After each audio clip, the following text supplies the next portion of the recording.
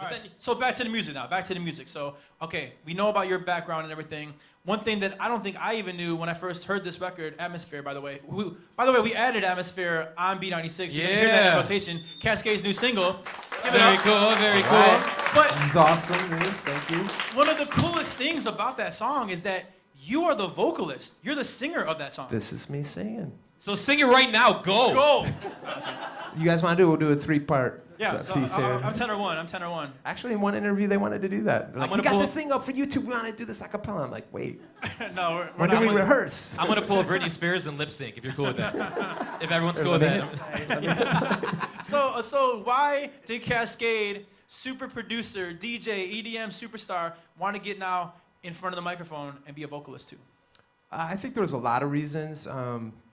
I grew up singing. Like I said, I was in choir. I was one of those kids, music. I loved singing. I enjoyed producing more and being the guy that was pushing the buttons and making the decisions on how the song was going to sound.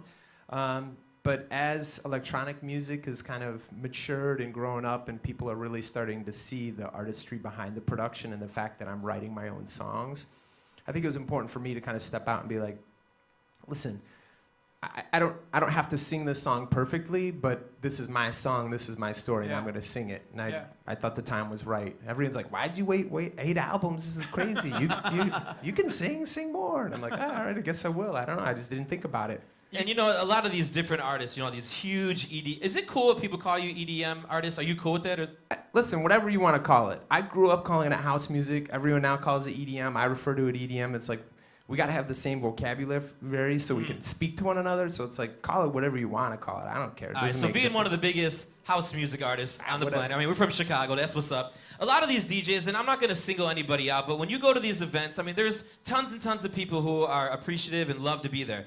But most of these DJs put headphones on and hit play, and then they step back, okay? And then they step back, and then 45 minutes, they're still stepped back. They're like, I gotta go to the bathroom. Hold on one moment. Okay, you understand what I'm saying? Like, a lot of people pay, you know, $50 to $100, $150 to see some of these DJs. They just hit play. You don't do that at all, which is mad cool. But a lot of these DJs do. Do you feel like upset with some of these artists who are doing that? Does it bother you at all in any way? I mean, I don't pay to see guys do that, so I think you're foolish if you are paying to see somebody do that. Right? Yeah, listen, there's electronic music. I think this is part of the reason it's remained in the underground for so long. It's needed time to mature, for the sound to grow up a bit, to become more musical. We're there now. We've got the tools. There's a lot of interesting things happening in this space. The performance aspect is something that we're still kind of like collectively as a group, I think we're still figuring it out. I mean, honestly, for me to sit up here and mix a few tracks together and play, it's cool and it's interesting to watch. And for people that are fans of this art, it's a very subtle art. And it you know, cool, I'm gonna sit up here and play a few tracks, but there's a lot more to the performance than that. You gotta feel the room. We gotta feel the room. There's this, listen, at my show here at Navy Pier, months of planning went into this, meeting with stage designers. It's like, cool, I know what Atmosphere sounds like. What is it gonna look like? When 10,000 people enter the room, what's this experience gonna be? How is it gonna speak to them? How is this going to, how's it gonna look? You said earlier to us that you had like 6 semis loading in equipment to Navy Pier. That's a big-ass turntable. Obviously, your show is not just this. So if you had to put a percentage on it, how much percentage is a Kaskade concert music and visual? If you had to put a percentage on music and visual. Okay, well, I don't know if this is the time and place to talk about it. There's many different kinds of shows. Navy Pier, this is a Kaskade concert. I'm playing 2 hours and 20 minutes. Everything I play is my music. This is me. This is like no different than going to watching The Cure, Depeche Mode, or whatever. Instead of a band, I'm up there manipulating tracks that I wrote over the last 10, 12, 15 years. That's great. So it's a different thing. When I go into a club, it's like, okay, vibe out the room. I've got hundreds of tracks on these SD cards, thousands of them, whatever. I think on this one there's 4,000 on here. So it's about making this connection. Of course, I'm making that connection. The majority of what I play, or hopefully what I play, is my music, and then I work in other stuff that I think fits into that repertoire. That's DJing.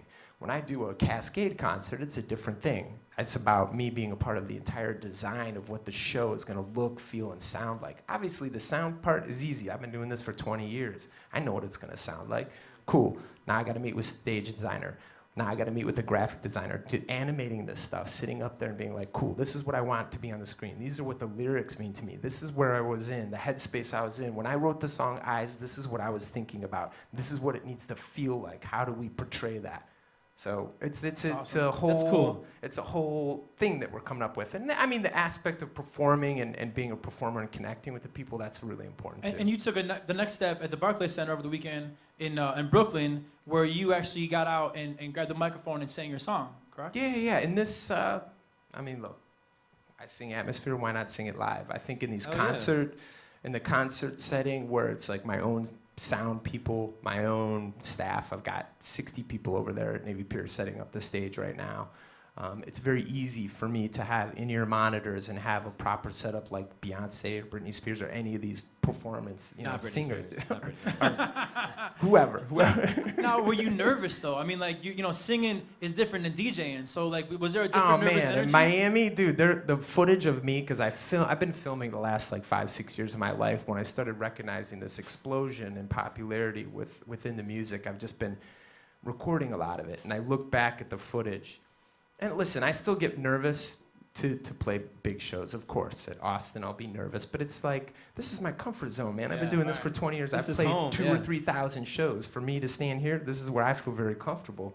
But to go out in front of this booth and to have monitors in my ears and do something that I haven't performed as a singer since high school, honestly. So I was like, the footage of me is hilarious, because I'm just like, yeah, okay, I'm ready.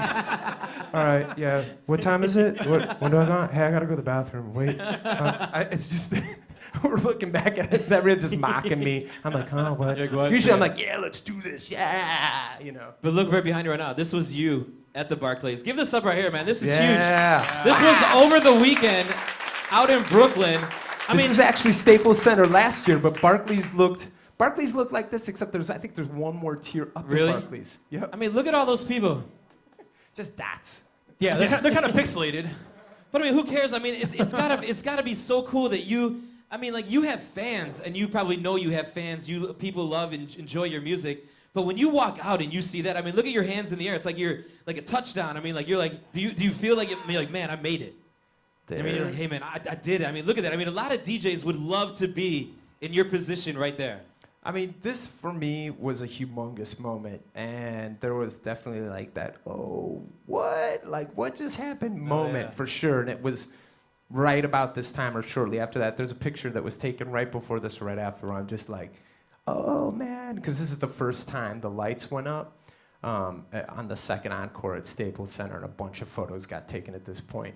But it was the first time anybody from this genre had sold out this, Staples Center, on an independent label to make such a big statement. It was a huge The Lakers kind of moment. can't even sell out like that. Not anymore. You did, not the Lakers, anymore. man. Check that out. So